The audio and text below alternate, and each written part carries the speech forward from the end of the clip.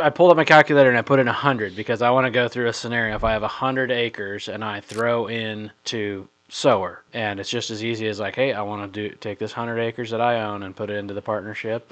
Yeah. So there's always a question of valuation. Like people always ask about that. Well, what value does it come in at? What I always tell people is, well, it comes in at market value. And everyone's like, well, what's market value? We arrive at market value with the landowner, right? It's like they may think it's worth $20 million.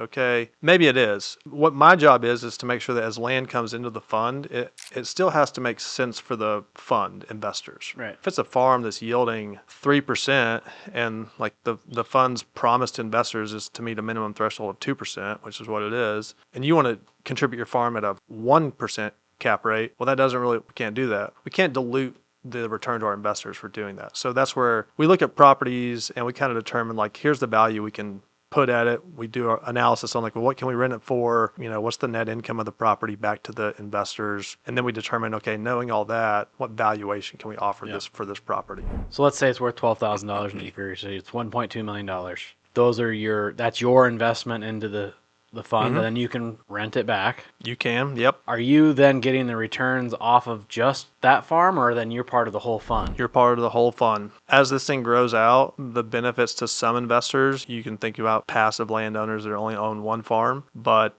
if they want to own a broader portfolio of farms, this is an option to take your asset and put it into more, spread your eggs around in multiple baskets type deal.